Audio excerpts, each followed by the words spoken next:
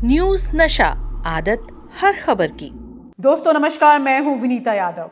यूं तो बीजेपी ये बात करती है कि 2024 में वो 400 पार करेगी, लेकिन 400 पार करना इतना आसान है क्या? क्या वाकई में बीजेपी ने कभी नहीं हारने का कोई प्लान बना लिया है? अगर ये कोई प्लान अंदर ही अंदर है तो नहीं कह सकते हम, लेकिन अगर ये प्लान बाहर है तो रास्ता इतना आसान नहीं है, काफ़ी मुश्किल है। बल्कि मैं आपको समझाती हूँ कि किस तरह से बीजेपी धीरे धीरे करके कुछ राज्यों में जहां आगे बढ़ती दिख रही है, वहीं पर कुछ ऐसे राज्य हैं जहां पर वो कभी अपना खाता ना खोल पाई हो, या फिर जहां पर वो हार बैठी है, या फिर जहां पर वो किसी तरह से लगातार अपना कब्जा नहीं बना पा रही है। इस तरह की स्थितियां बीजेपी के सामने आ रही हैं। वो बात और है कि बीजेपी इन स्थितियों से लड़कर किसी तरह अपनी जगह तलाश रही हो, लेकिन तस्वीर कुछ और कहती है।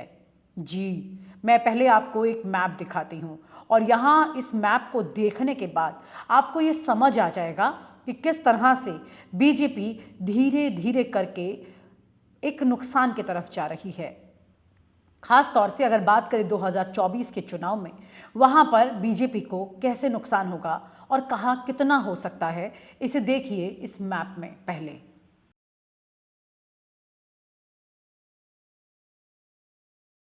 जी, इस मैप को देखकर आप समझ गए हैं कि किस तरह से कई राज्यों में साफ भगवा दिख रहा है।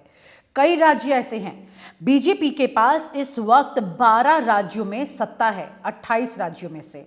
वहीं पर अगर हम बात करते हैं कांग्रेस की, तो कांग्रेस के पास ये सिर्फ केवल 3 राज्यों तक सीमित हो गई है।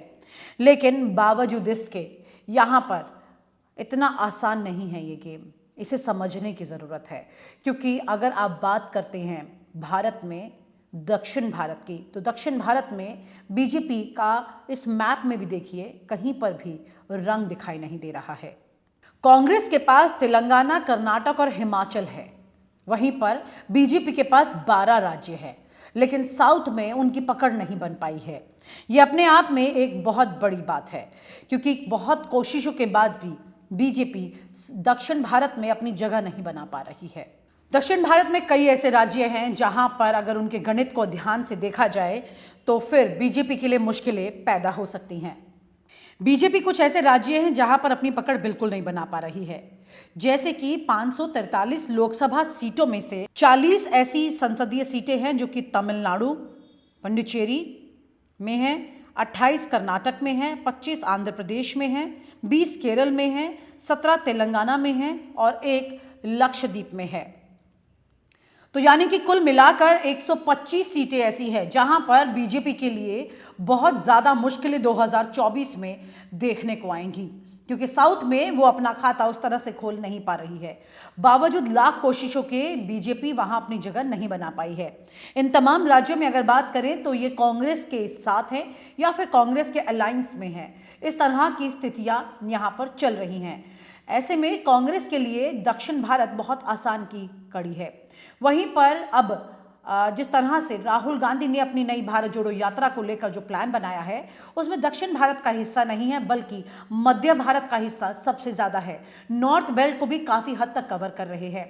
इस तरह से उन्होंने अब वो प्लान बनाया है जहां पर उनकी पकड़ कमजोर है और वो वहां जा रही है। लेकिन यहीं पर उलट बीजेपी इस वक्त उन जगहों पर ज्यादा काम कर रही है जहां उनकी पकड़ पहले से मजबूत है, क्योंकि जहां उनकी पकड़ कमजोर है यानी कि दक्षिण भारत, वहां पर कुछ भी काम करने के बाद भी उनका कोई भी फॉर्मूला यहां पर सक्सेसफुल नहीं हो पा रहा है।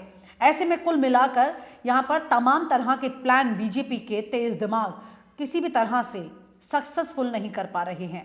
आइए बात करते हैं वरिष्ठ पत्रकार से, जो कि ये बताएंगे कि दक्षिण भारत में अगर बीजेपी कुछ भी अगर करिश्मा नहीं कर पाती है तो 2024 के इसी साल लोकसभा चुनाव में उसके लिए कितना बड़ा घाटा साबित होने वाला है। अगर हम बात करते हैं दक्षिण भारत की, तो 130 सीटें हैं। 130 सीटों का ये पूरा खेल वहां पर है।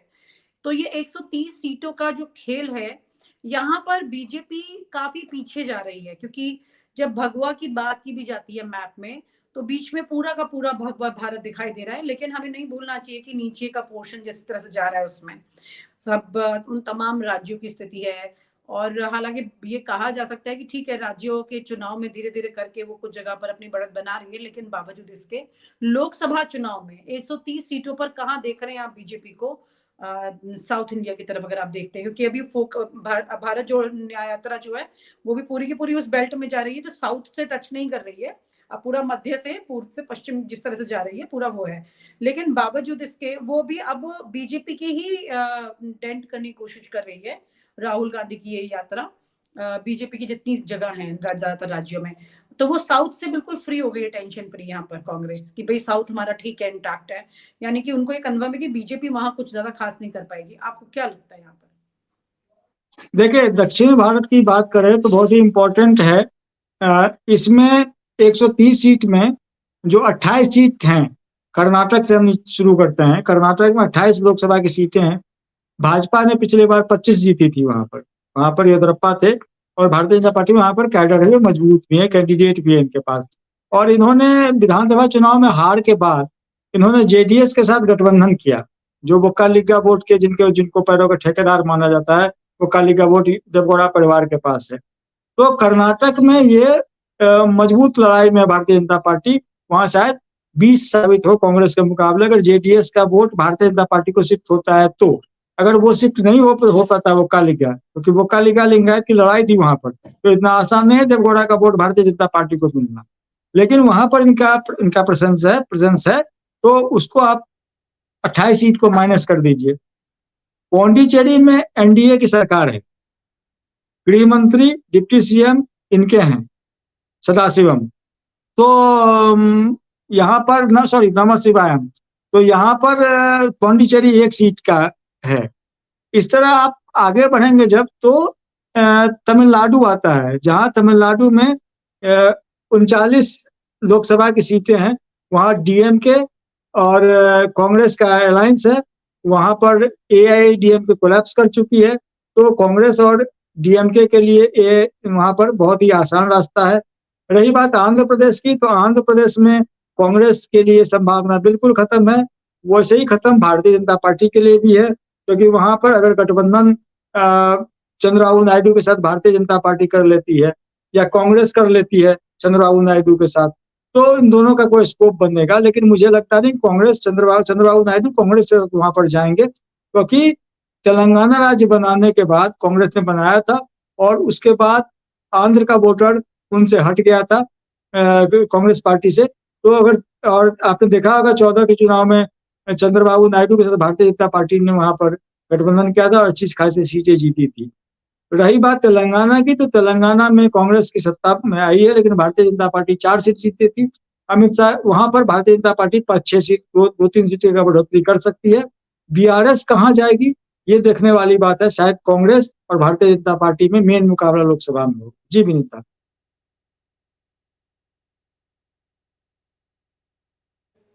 लेकिन यहाँ पर अगर अभी अगर बीजेपी की बात करें, क्योंकि आप बखूबी जानते हैं बीजेपी की किस तरह से स्ट्रैटेजी वर्किंग कर रही है, कैसे अब वहां काम शुरू हो चुका है और किन किन जगहों पर उनका ज्यादा फोकस है। ऐसी सिचुएशन में अगर बीजेपी, आपने पूरा समीकरण बता दिया है बिल्कुल अच्छे से साउथ का, लेकिन बावजूद इसके अगर वो वहां पर अच्छी खासी चूक जाती है, तो क्या आपकी नजर में एक बड़ा डेंट यहाँ पर हो सकता है? क्योंकि उत्तर प्रदेश की अगर बात करें, सबसे ज्यादा उम्मीद अभी वहां पर कर रही है सरकार कि उनको अच्छा खासा नंबर 70 से ऊपर तो किसी भी तरह से मिल ही जाएगा, ऐसा मानकर चल रहे हैं।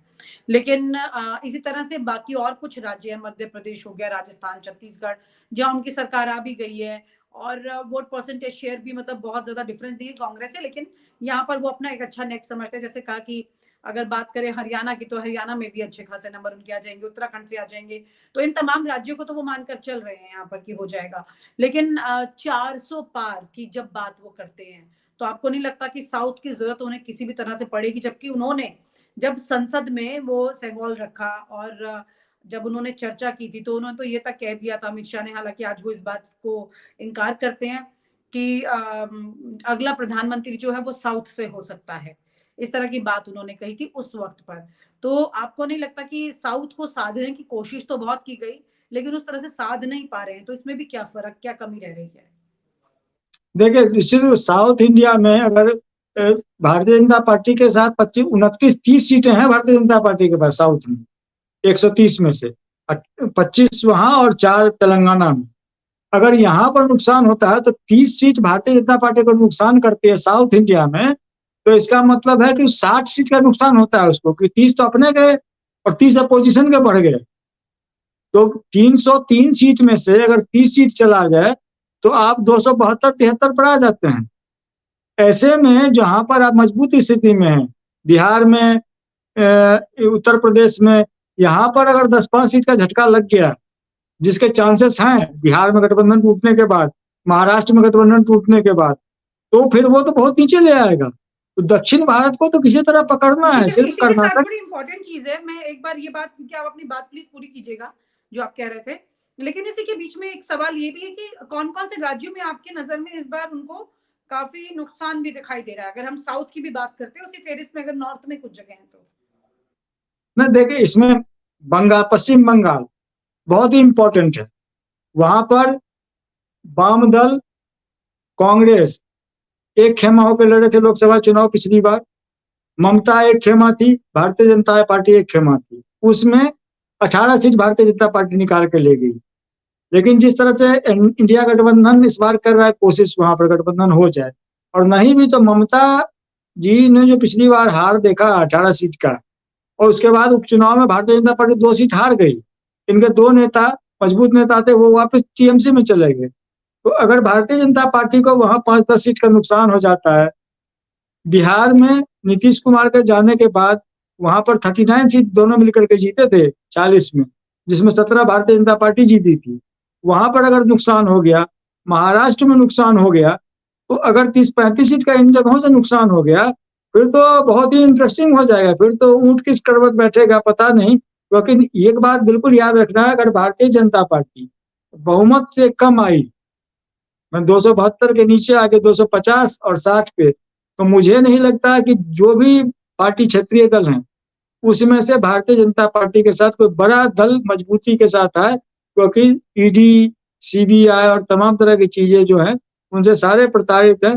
चाहे वो आपको आंध्र प्रदेश में हो, जगन हो, चाहे उड़ीसा हो, चाहे बंगाल हो, तमिलनाडु हो, कोई भी स्टेट उठा करके देख लीजिए, कर्नाटक, कोई भी स्टेट, तो वहां मुझे नहीं लगता कि ये समीकरण ऐसे ही रहेगा। खास करके बीजेडी का और बीआरएस का, जो टीआरएस पहले थी, उनका तो यही रहा है कि जो लोकसभा में जो सत्ता में है उसके साथ वो रहते हैं। मायावती जी का भी यही था और अखिलेश यादव का भी यही था। कांग्रेस के समय में समर्थन दे रहे थे न्यूक्लियर डील्स और तमाम तरह के, आपने उस चीजों को कवर किया है, आपने देखा होगा।